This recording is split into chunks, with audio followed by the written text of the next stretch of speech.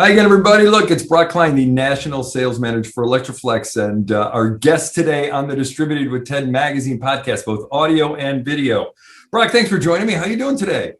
Doing well. Thanks for having me. Weather's getting better. It's turning out, things are great. The one thing we have in common, I don't know if you're watching on the video podcast, Brock right over there has the Chicago Bears logo right behind me, the Soldier Field. So we have some things in common, although he's a Cubs fan. I'm a White Sox fan, but we'll get into that later. But we want to talk about a couple of things. Two things we want to talk about today. One, we want to talk about the TED Magazine 30 Under 35 Awards, where the nominations are open right now and going through that. And then we want to talk about the NAED Leadership Development Program. The two kind of mesh together. They do mesh together, actually. And Brock is a recent graduate of the NAED Leadership Development Program. So we're going to talk about both things. Let's start. Again, thanks for joining me, Brock. I really appreciate you taking time out of your busy day. It's great. You ready? I'm ready. Let's do it. All right, let's do it. Let's talk 30 under 35 first. So you were a class of what, 2017, 30 under 35, 2016, a few years ago, right? Yeah, 2016, I think. Yep. 2016. So tell me about how you found out you got nominated, how you found out you won. Take me back to the process of, hey, wait a minute. There's like I've said this before, there's, 180,000 give or take people who are employees of NAED companies, and we pick 30 every year, to be, because of what they do and how great they are at it. And Brock, you were one of them, and we've done this for 10 years. So there's only 300 total as of right now. So how'd you find out about this, and what kind of reaction did you get? Give me a little background into what a 30 under 35 is like these days. Well, it was very interesting for me, and my course is probably a little bit different than most because I was with a different company at the time, which is not necessarily the norm for 30 under 35 women, right. But that company ended up being sold, so there's some reasons behind that. But right, exactly. One of the things that was really interesting was I went in 2015 to the LEAD conference. I had no idea what 30 under 35 was. I didn't know it existed. I was newer in the electrical industry. I came from a different industry called STAFTA, which was like the tool and specialty fasteners side, and I was working towards kind of developing and bringing us into that electrical world. So I'm sitting there next to a friend of mine at another distributor, and we're watching the award ceremony, and we're like, what is this?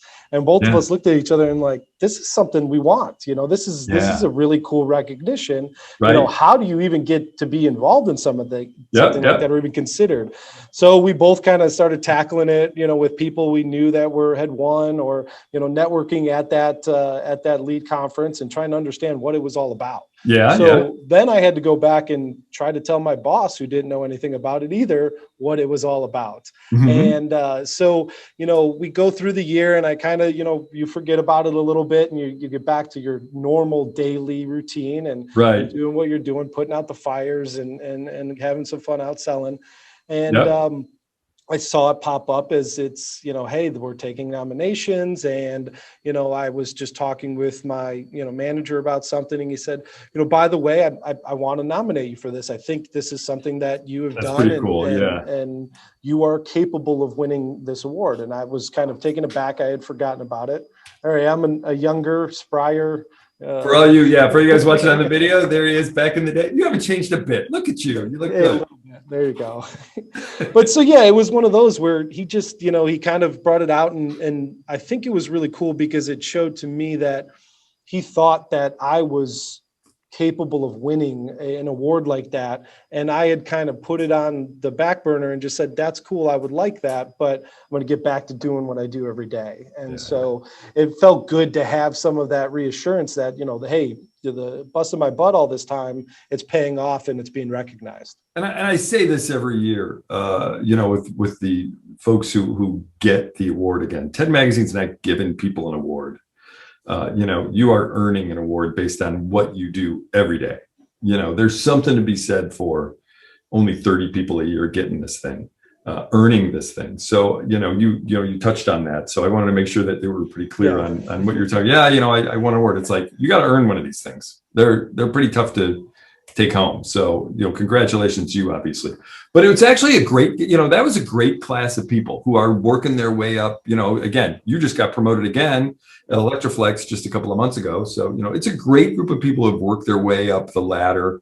and are really leading. We talk about it's the brightest stars in the electrical industry. They're really leading us into the future. You keep in touch with a lot of those 30 under 35ers and recognize what you're doing, right? Absolutely. I mean, we try to talk and get together anytime we can. We are starting to see each other more and more at the NAED regionals now, as we've all kind of moved up to those next levels, and we're actually have a seat at the table, as I like to call it, right? We're part of those meetings and stuff. And so now we have another avenue to network and to talk. And there's still people that I consider very close confidence in this industry, and we talk about the problems. I mean, it's a great networking opportunity. It puts you into this group that gives you a reason to talk with other successful people in the industry. And I still remember this one anecdote where I was heading out to Iowa on a trip, and I had called to try to set up a meeting and just didn't get done. But I said, hey, I'm going to still be in. I'll pop in just in case you're around. And I popped into a distributor's office, and he's like, you know what, actually, I have a few moments. And he's like, why didn't you tell me when you emailed me before that you were a 30 under 35? So was I will always give you the time of day. So for me, that was just another cool thing that happened throughout that. So.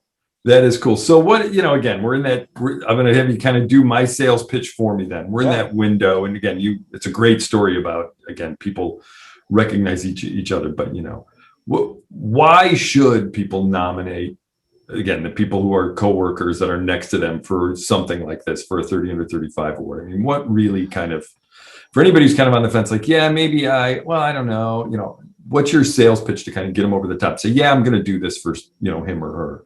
I think, this day and age, recognition is almost more important than a lot of salary and compensation for a lot of people, and an understanding that you're doing the right things and your manager recognizes it.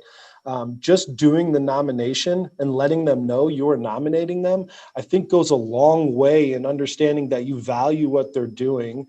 You understand that they've been working their butt off, and that, you want to recognize them for it. And whether or not that they win is irrelevant. I think it's the nomination, and you almost then can build a culture in your organization where people are striving and begging to be nominated, and they're trying to do everything they can because they see that as this pinnacle in their young careers. Right. And I want to get to more of that building in a second, because I want to talk about leadership development, but I also want to talk about once you become a 30 under 35, one of the things that you've done, Brock, that I'll say it to your face, even though you're a Cubs fan, I'm going to say this out loud. One of the things that I'm really impressed with is you really invested in not just being a 30 under 35, but NAED too. You're a member of the NAED's lead committee. You have been for a couple of years. You're very, like, when I see you and I see all the other, it's great, like you said, to see all those 30 under 35s at trade shows or at NAED regionals or nationals. Hopefully one day we're all going to get together again, I know. But what you do is really pretty cool. So take us into kind of, why you do that. It's not just about, I go to work every day and I punch a clock, quote unquote, and then at the end of the day I go home. I mean, you give back to the entire supply chain by volunteering to be a part of a committee. Why is that so important to you to continue to do that and give back? Well, I think, looking back to when I really got started in the electrical side of the business, a lot of people gave me the time of day and pointed me in the right direction and helped me along the way to allow me to be successful. I remember going to an NAED regional meeting and not having any appointments set because I was just the little guy that they didn't know what we did and who I was. And I would stand around and talk with yourself and some other people that I've gotten to meet. And people would say, hey, this person has some openings. Why don't you go in there? Or let me introduce you to someone at the reception or in the hallway. And so, I look at it as saying it's just an opportunity for me to pay it back for all those people that helped me get to where I am now. So any little way that I can, participate, show the benefits of NAD and what they do and where it can help you in your career, I think is paramount. One of the things that, I enjoy the most is seeing, the content and hearing from people that after the lead conference that we put on, and we take a lot of time and effort to plan it, to hear, how much they enjoyed it, or how much they enjoyed that roundtable, or someone reaches out to you a month later and just asks you a question that you met at that conference. I think that's why I do it. And I think there's some reasons for yourself as well. You're expanding your network. You're getting to meet people that can be a resource for you in terms of helping you understand something, someone to bounce ideas off of, someone to point you in the right direction. But, really that only comes when you also give as well. Well, you give, and it's awesome that you're a part of the committee and that lead conference. We're going to segue into that now anyway. I mean, such an engaged group of attendees. Again, like you said, the roundtable discussions, everybody's listening, everybody's talking, everybody's, got some kind of perspective. It is so cool to see, again, 150 or so people in a room, just laser focused and wanting to absorb more and offer more. And it's really, you guys do really a great job with that lead conference, and that committee, every member really does a great job. So it's grown. That the lead conference has changed and grown. And one of the things that has become a part of it is the leadership development program, which NAED has offered, had its first graduating class this past November. And one guy who happens to be on this podcast out of the two of us is a leadership development grad, and it's not me. So tell me about that process, because that was an interesting year. Started in person, and COVID moved into our lives and became a virtual, program, transitioned very quickly.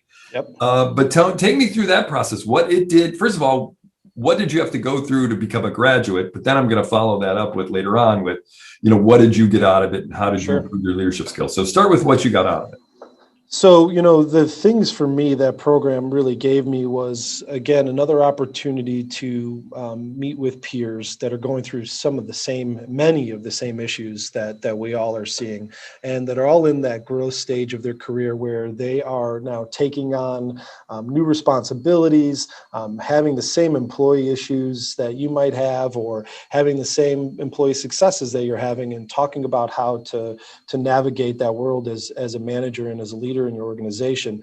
So, that the program was really, really beneficial. And I've done and tried to do a lot of different things, whether it's reading different, leadership books, sales books, and different courses. I've done a course program through NEMRA as well. And everything I look at is saying you got to take one or two things and apply those right away. Once you're good at that, then go back and try to apply another couple of things. You're not going to absorb 100% of every single thing that you learn in a course like that throughout a year. But what you can do is take a couple things that really impact the way that you manage and the way you lead.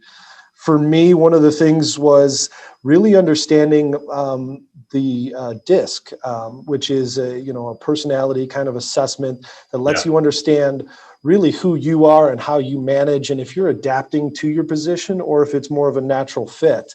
And I always thought it was a natural fit, and it is. And so that was kind of a good reassurance. But also it gets really, really specific on some of the details. It's a 60-page report on how you like to work with other people, how your manager should deal with you, how you should deal with other people, where your blind spots might be.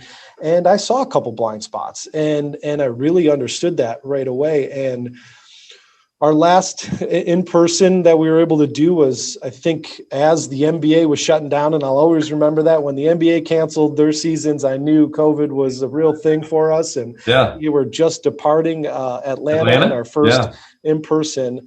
And, going from there to this, that DISC assessment allowed me to understand, all right, now I'm in a virtual world. I can't walk across the hallway and talk to my team and tell them, here's some good feedback. Here's what you're doing right. Here's what we need to train and coach you on. So a lot of it really came down to just understanding that and what I needed to apply. One thing that I just talked about with you guys as well was I looked at it and said, I need to give more feedback. Good, bad feedback, and instantaneous feedback. And it said, because I like to create relationships, that wasn't something that I'm probably comfortable doing. And I noticed that I didn't want to give any critical feedback instantaneously. I would kind of let it boil over to a couple things and then do that. So first thing I did this year was implement that and saying, I'm going to give instant feedback, good and bad.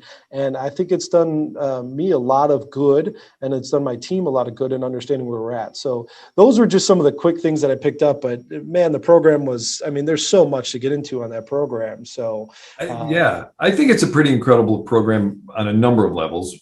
One is it's made specifically for electrical distribution for the supply chain, which, you know, it's not just some generic thing and they plug us into whatever. The second part is what you touched on, which is it starts with you really learning about yourself, not learning, here's special tactics and strategies when it comes to handling stressful situations. It's first, man, let me learn about me first. You know, let me take my personal assessment, see what what my strengths and my weaknesses are, and then build myself as a leader as opposed to the other way around. You know what I mean? And so I was really impressed with, again, being at the last LEAD conference that was in person, which was a ways ago, looking at people as they were getting their assessments, like, okay, you see where, your color here isn't blue. It's that, it's like, here's, and let's get those people together to work. And I was just, really impressed by that. So that was the initial part, but then it goes through the whole year. I mean, there's a whole lot more to it. So you had to, it ends with a capstone project, correct? Correct. So tell me what you did as your capstone and where it went from there.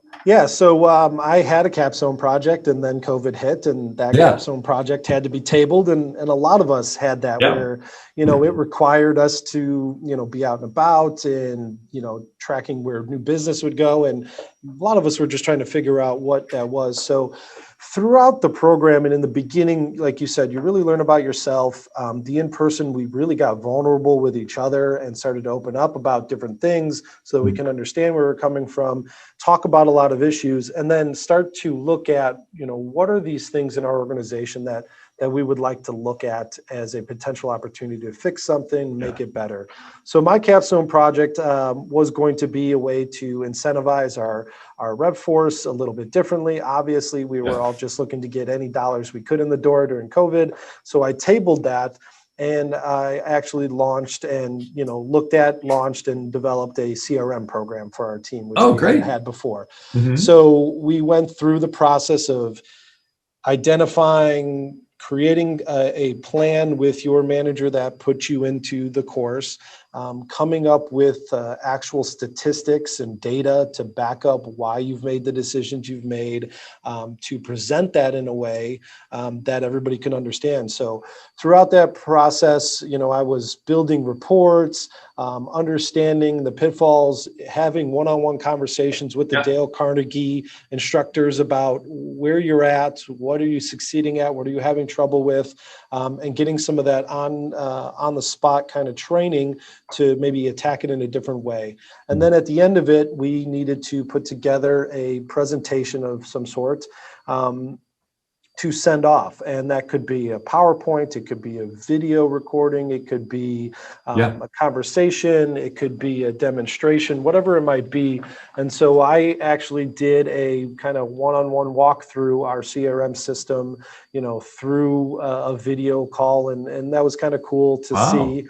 And then we had to present it to the group and kind of talk about that and get feedback from the rest of the group, which is always good. And throughout that process, I think the key part of all of it is you had a one-on-one peer that you talk to every month. And you got to bounce that back and forth on them and have them poke holes in what you're doing, them give you suggestions and advice, which was always nice to have not only a Dale Carnegie instructor, but then a peer that you can go through this process with. That's pretty cool. And I know I don't have the research in front of me, so you're going to have to kind of hang in there with me. But I don't know if you saw the research that came back, almost 90%. I want to say 86, 89% of the participants of the leadership development program said, my company is in a better place because I went through the program. And then another 89% said, I have better leadership skills because I went through the program. I'm going to assume you're not in the 10% who said this didn't work for me. This didn't work for me. So what did it do for you? Give me an idea of sort of, how you continue, again, I should take it. We can all evolve to be better leaders. It doesn't really matter how old you are. So, how did you evolve throughout that year? It really helped strip down some preconceived notions about, what I wanted to do, how I would do it, and really just talking with the group so often about that we weren't alone in the struggles that you're seeing out there, and being able to bounce those ideas. It really helped me, kind of position myself to say, I feel like in 2020, it was my first year managing people. I'd always been a sole contributor in sales and things like that. This was my first year managing people. Start the year, things are all running good. COVID hits. I'm doing this leadership program. I believe it gave me 3 to 5 years of management experience in 1 year, based on having to learn through COVID, but then also having those resources to talk to and to change the way you look at things. I know I've implemented at least 4 or 5 things that I try to do every day. There's times where you forget about it, and you've got to have, the Dale Carnegie book in front of you to kind of, remind you again. My computer's actually sitting on top of the book right now. So it's just one of those things where you've got to go back and figure out where you're at. I think my EQ level increased. My empathy level increased. And EQ, again, just for folks who, again, that's your emotional intelligence, right? And the empathy part of it, there was a lot of times that I learned that you couldn't just talk business. You needed to connect with people in a virtual world to keep those relationships going, but also knowing that everybody is going through a lot of different things right now. And even as COVID society, goes away and things get back to a little bit of a normalcy, it's one thing that I want to make sure that I still implement is understanding and having a conversation with your team and other people about how life is treating them, because life is tough, right? It's never just a cakewalk for everybody. And that was a huge thing for me that says, I'm a go-getter. I was a sole contributor. I just wanted to run through the wall and get it done and get all the accolades and get all the sales and things like that. But time out, take a step back and really understand where people are coming from, helped me throughout this process. And I think that's the number one thing I took away from it. But in general, we still have calls. I'm still talking to my peer once a month, if not more. It's great to be able to have those resources. And the way the program was set up was we talked about real life issues, case studies that are applicable to what we do every day, and things like that. So that's awesome. I'm glad you did the program and can explain it as well as you did. So 3 quick things. Hang in there with me. One, I think I'm going to call this podcast Be Like Brock. Here he is. There's Brock again. I need you to autograph this for me. For those who are watching on the video podcast, that's Brock right there. So Be Like Brock. I think is what I'm going to call this. This would be a lot of fun. So first thing is the lead committee is working on a lead conference. Nothing's really finalized yet. Just kind of keep your eyes open in 2021 for some kind of a lead conference event. So know that. Again, a reminder, get a pen out, get a piece of paper out, whatever you got. The 30 under 35 awards, the nominations are open right now. Go to www.tedmag.com/30 under 35, or just go to tedmag.com. At the top, it says awards. Hover your mouse over where it says it'll drop down menu, click on 30 under 35. You have until April 2nd to nominate somebody. It's all done electronically. It's all done pretty quickly. It'd take you 10, 15 minutes tops to nominate somebody. You need to do that. Third thing is leadership development, which again, Brock over there, he's over there as I'm looking at my screen. Big advocate of the leadership development program, which I am too. Go to NAED.org, look up the leadership development program. We're going to start a class up in 2021, like pretty soon. So you want to register people for it and kind of get involved with that. Brock Klein, who's the national sales manager of Electri-Flex. I appreciate, one, all you're doing for NAED. Again, just a reminder, being on the committees, keeping in touch with me. Number 2, and we're great friends, but despite the Cubs, White Sox, I get it and go from there. And I appreciate you coming on the podcast and really explaining so well what being a 30-35 is all about. Going through the leadership development program is really all about, because I think folks are really going to get it now. So thanks for being a guest. I do really appreciate what you've done. Appreciate it. Anytime. Be safe, and see you soon in person, hopefully. You got it. Hey, one last quick thing. If you want to get in touch with me about this podcast, 30 under 35, leadership development, whatever, again, 2 ways to contact me. One, you can give me a phone call. Brock, I don't even know this. I answer my own phone. It's right here. You can give me a call, 314-812-5311, or you can send me an email, scosta, SCOSTA @NAED.org. Love to hear from you, trade ideas, give you information, whatever you need, till we get a chance to talk again. Thanks for listening. Thanks for watching the Distributed with Ted Magazine podcast.